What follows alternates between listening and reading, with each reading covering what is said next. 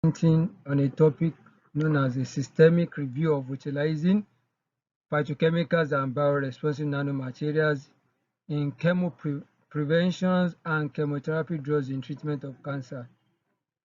This is a non-conventional treatment of cancerous cell, and the motive behind this research work is just for us to actually pinpoint the research gap in academic research.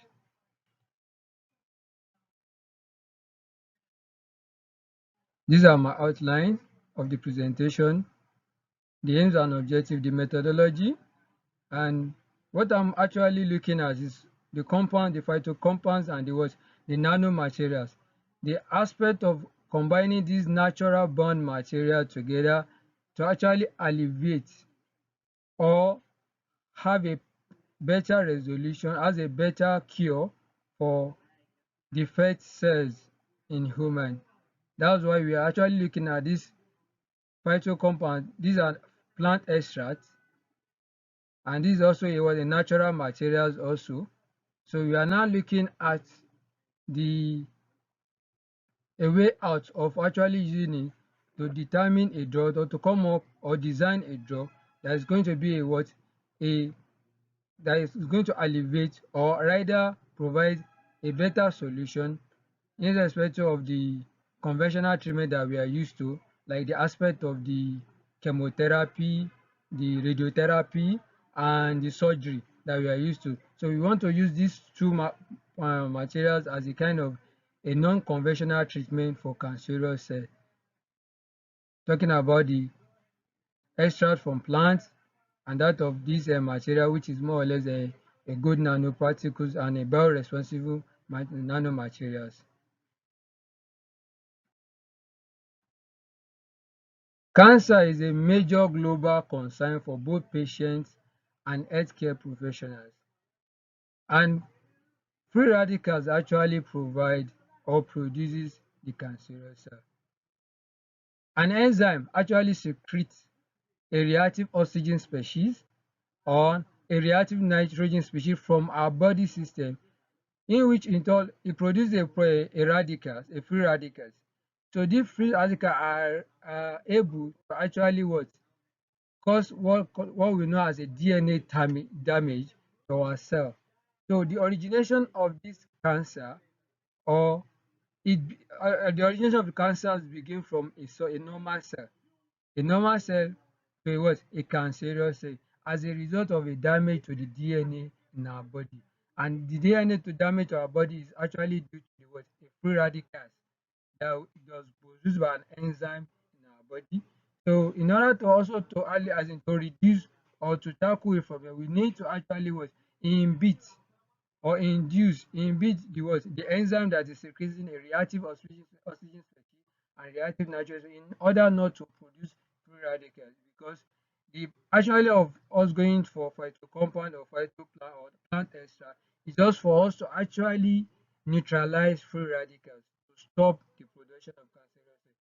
So we have a normal cell, then we have promotion from this arrow, then we have progression, that is moving from as in is a stage wise movement from the initiation of which you have a kind of maybe a double strand or single strand break or a loss of DNA or basis whatever. So invariably we have from progression to progression, then we have the carcinoma that is now this is what these are called carcinogenesis carcinogenesis processes. Carcinogenesis is destructible within the body as it enters and activates through various metabolic pathways which make it to get into our body system.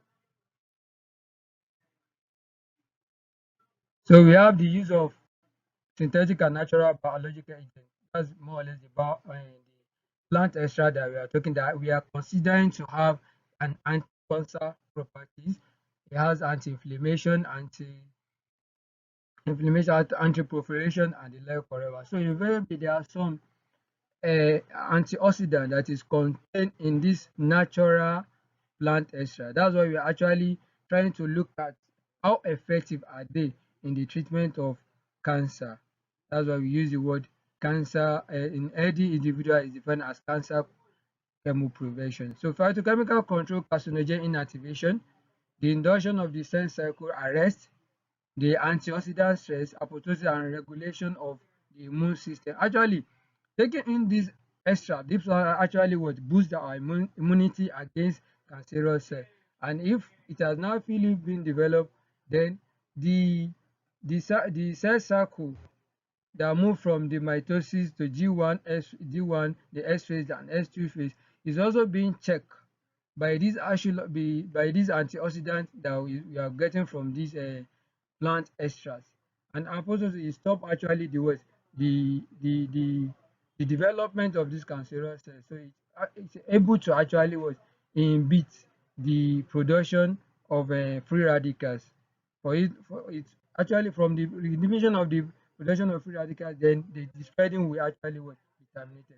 So we talk about the diet complex such as alkaloid, the carotenoid. These are the antioxidants that we have in the one we have in the beverages that we are all talking about. We have the flavonoid, we have the indoles and glucosinoids, isoflavone, inositol, isoter, and polyphenols and terpene. These are the antioxidants contained in these phytochemicals that we are talking about. Like addition of the least lycopene now, that is contained in a tomato, and we have that of beta carotene, which is vitamin A,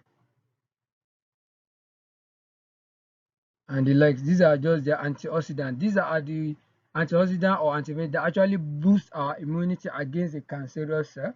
They boost the immunity against forming, as in bringing, as in or as in making it to start, as in oriented, as in from the initiation to promotion. These are what actually inhibit the carcinogenesis processes. So I have like we are under chemo prevention is being categorized into three. We have primary chemo prevention. That's when you are actually taking in this dietary content to just boost your immunity against cancerous cells. And we have this secondary chemo prevention. This is intended for patients with premalignant lesion is intended for patients with premalignant lesion which may progress to invasive cancer. So invariably, when we talk about these are drugs of clinical trials. That's why you have this tamoxifen is a drug that has been certified by the U.S. Drugs Agency. The use for delay in the in cancer process is used for delay, as in for the cancer process to be delayed. So we use it in tertiary at the level of tertiary chemotherapy is to prevent the recurrence of cancer. So we have the like I said earlier, I said phytochemical have the potential to reduce the what the cancer progression to say that as in it reduce it. It actually delay the slow or slow down the process of which cancer is being fully formed. So yeah, they have the immunity to boost our immunity against the cancers by absorbing. So these are just the plant and the edibles. These are the edibles. These are edibles in which we have they contain the lycopene is the antioxidant contained by this tomato, and for any fruit that actually have a reddish content, it has there's a sort of lycopene which is an antioxidant in it that which is used an anti-inflammatory and that has an anti-cancer properties. So we have this is a chili pepper which contain of capsaicin. These are another antioxidant that is also that's more or less like they are the one that actually fight or boost our immunity against cancer cell. This is EGCG, which is going from the green tea beverage. So from this EGCG is also actually used, is actually help to reduce the what the slow down the process of carcinogenesis. So there we have the cucurbitacin and the likes. So these are just the antioxidants that contain in this natural dietary. These are what we have inside the food that we contain from the drinks that we have, which are naturally formed. These are just for cancer prevention as at present research. So for us to actually know to get this process is more or less like we need to do what we refer to as an in vitro analysis in lab and to check the viability and the toxicity level, that is cytotoxicity of each of these antioxidants before we can move to the next level of in vivo analysis or clinical trial. So invariably in the body system, these are the way the antioxidant actually was reacts. In the body system, we have the cyclin D kinase, which is actually responsible for the movement from G surface.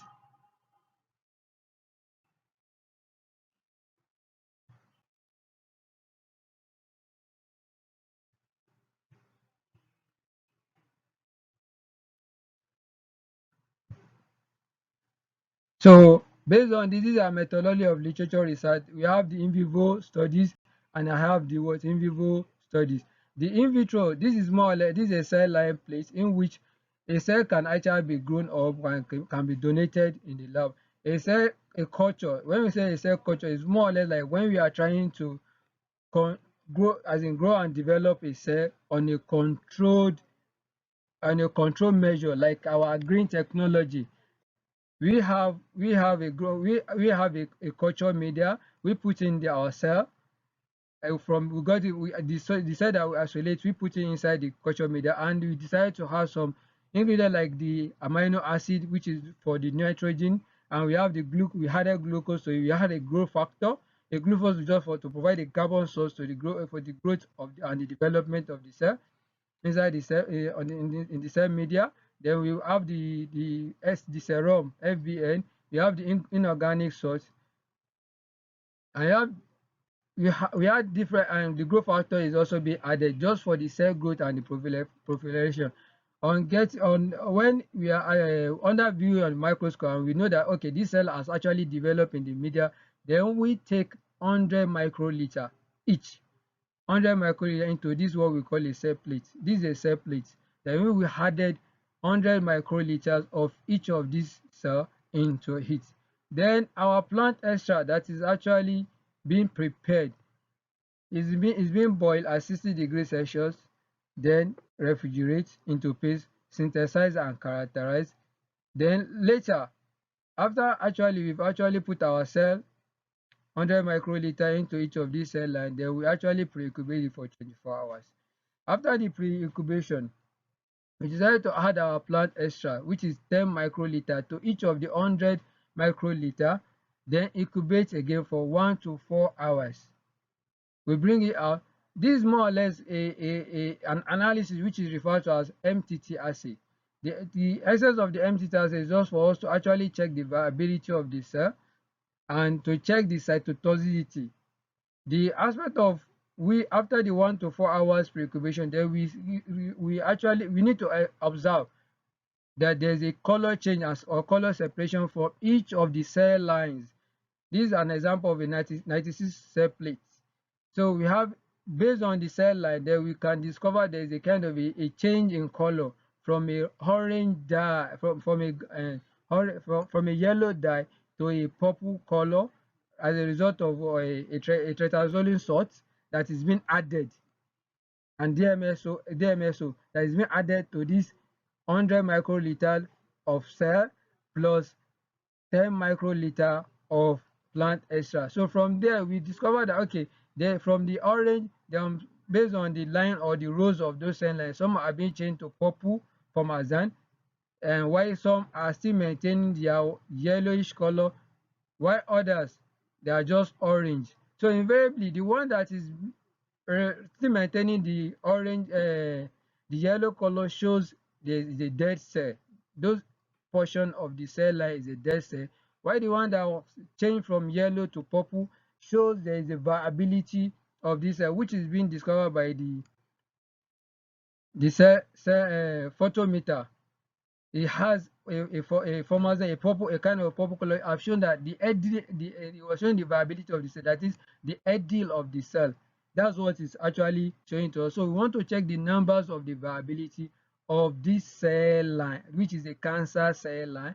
So for us to actually look at this, we can actually, based on this population of 96 cell plates, so you can actually now categorize that we have the healthy cell, unhealthy cell, and the dead cell, which is included with a colorimetric measure of an assay. This is more or less on this in vitro analysis, and based on this, these are still from our absorbance level, for us to actually from the absorbance of 590 nanometer of the instrument that we are using. So invariably we have like, if it shows 15% viability, it shows the plant extract is quite okay based on this in vitro analysis.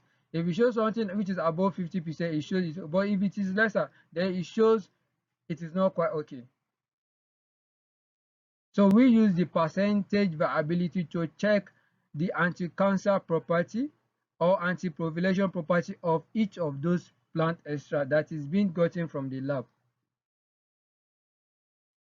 So this is Apostle talking about the development. This is more or less an in vitro analysis. So after being satisfied with the in vitro study, then we move to the aspect of the in vivo studies, gathering a numbers or group of mouse.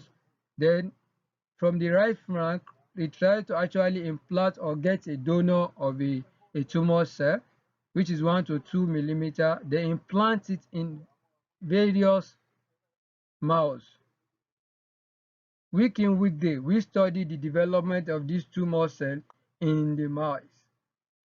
We study the growth of this tumor cell. Likewise, the weight of each of the mouse is being studied. So just as it's being studied, we are also actually giving an oral administration of our plant extract, which contains the anti-cancer property to each of these rats. So we have the one we actually group into control. We have the one that we call of the high dose, and we have the one we call of the middle dose. So invariably, their reaction to each of the administration of this plant extract will actually give an headway for us to say we want to do a clinical trials on this plant extract. The result of in vivo study make every researcher to actually say have a kind of level of confidence to say let me go further and try for clinical trials. After concluding the in vivo study, we can now move for clinical trials. And don't forget, for the plant extract, we actually also undergo the FTIR, that is Fourier transfer infrared radiation species, just for us to actually know the actual chemical component or the structure or the molecular and the reaction of the plant extract that we believe contain anti-cancer properties. Or we actually use the one of the NMR, which is nuclear magnetic resonance species, also just for us to look at the chemical shift, just for us to know as in to declare the actual chemical structure that is contained in that plant extract.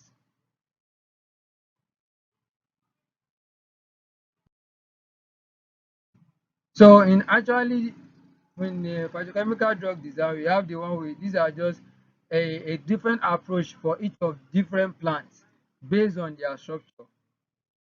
So these are analytical techniques that can be used on the plant extract that is gotten from the lab. From our plant extract, we have this HPLC, we have the TLC, the FTR, and the NMR. After the completion of phytochemical purification, then these molecules are tested. But these are what we talk about. Then after this analytical techniques, then we go for the in vitro and the in vivo analysis. Then after we go for the clinical trials to actually get our results. So this is just talking about the percentage viability actually gave us a confidence on the culture or on the results of our in vitro analysis, and it actually shows that 50% of the tested cell shows a kind of viability that this plant extract can actually kill the affected cells, has the tendency to actually destroy the affected cell, and the cell that is not cancerous, that is healthy growth cell, is also not being affected. That's when we talk about the cytotoxicity. So these are just sampling of um, work done by Azuraida et al. 2017, in which you use a kind of plant extract to check the cytotoxicity on MCF7 cell. MCF7 cell is a donor cell that was being given as well, or that was being purchased, and the plant extract that you use is jacqueline, is gotten from the jacqueline seed. These are the plant, yeah, and you use it on a MCF7 cell just for us to determine the cytotoxicity. That is when we said it can cure a cancerous cell, then the healthy cell also does it have any side effect on it? So he was trying to, that's what he was trying to check, to confirm both cytostatic and the cell viability of using jacqueline extract. So the seed of jacqueline fullex known as jacqueline, which is specific for galactose antigen specific as the wise. So based on his own conclusion, Azureda he actually did an in vitro study using a 96 well plate and used an MTT assay on an MCF. So the result, it was being compared based on the standard of jacqueline extract, a crude protein, and jacqueline a jacqueline extracted, that's the plant extract, and we have the jacqueline standard, which is what this is just a kind of a benchmark, and we have the crude protein. So based on this, the percentage viability and was checked based on the absorbance of the instrument that is being used. So these are the charts, shows after 50 microgram per milliliter and 100 microgram per liter and 200 microgram per milliliter by Azureda 2017. This is the result of his work. Then another work I'm also talking about is investigating the molecular mechanism of synergistic effect of anti-cancer of Manuka honey and doxorubicin. Manuka honey is a plant extract. Doxorubicin is a chemical compound in combination of the two to actually reduce the spread of cancerous cells, done by RFI in 2021. And from its result, we are able to discover that it is better in treatment. Is actually the in vitro analysis gave a result which is quite okay. So it provides, this is a first report on anti-cancer activity of Manuka honey and its combined treatment with doxorubicin on HCC cell line. So we have the next one. This also work for, this is also an in vitro analysis of evaluation of cowpea porosity from silver nanoparticles. A silver nanoparticle is a natural material. We have a cowpea which is an extra. So silver nanoparticle is more or less like an engineering work, or let me say a cubicle or a container in which the cowpea extract is being embedded in it. So we actually integrate both the cowpea porous starch extract, and we formulated silver nanoparticles for this in vitro analysis, still using an MTT assay. So these are just their results showed by Shiara et al. 2021. So the nanoparticles were well tolerated by tested cells as indicated by a more. So there's more or less a comparison of a control and tested cell. So when you look at the control based on the absorbance level, it is always 100%, but by the time you check the absorbance level of a tested cell, then it is more than 50% viability. So it shows the antioxidant contains in this plant extract has a level of anti-cancer properties. So these are the in vivo analysis that was being used. This capsaicin getting from a chili pepper done by Rajan et al. Is an oral administration within an hour for the, and we have it was distributed in the blood, and some of the organs are actually used from the kidney, lungs, and intestine of the mouse. So we have the lycopene gotten from tomato, and tomato is also an oral administration and also an in vivo analysis for 7 weeks, also used on a mouse, done by Rajan et al. 2021. These are the in vivo analysis, and these are more or less a green tea also, which inhibits tumor, the growth of tumor, also a mouse, done by Rajan. And we have this one. This one is done on a normal human by Rajan et al. 2021. In a 10 years professor of cohort study, Dr. Nakasha Imai showed that drinking 10 cups, which is 10 cups of green tea every day, delay cancer onset by 7.3 years in females and 3.2 years in males. So this is more or less a clinical trial also by Rajan 2021. So I have the Cucubatin B done by Rajan also in 2021 is also an in vitro analysis study. This one done by Rajan is on human. So it is a chemical trial, is a clinical trial. So these are just the table of clinical trial.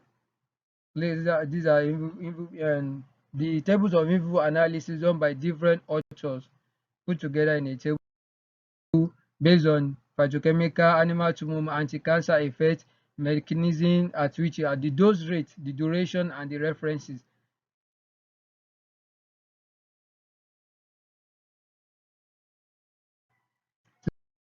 Are just the table. So based on my nanoparticles can be actually there are natural particles that actually is less than 100 nanometer in diameter, and it can be classified as 1D, 2D, and 3D. These are just engineered to attract the disease cell. Well, that's the only thing that we actually do. We synthesize and characterize the nanoparticles so that it can actually be what attractive to this cancerous cell for it to actually what, as in consume. They consume when it passes through the bloodstream of the patient, then it's being consumed before we actually what irradiate with an infrared radiation or light or heat, just for it to now cause what we call as in for it to be curative in that aspect, or delay in the what the formation of carcinogenesis.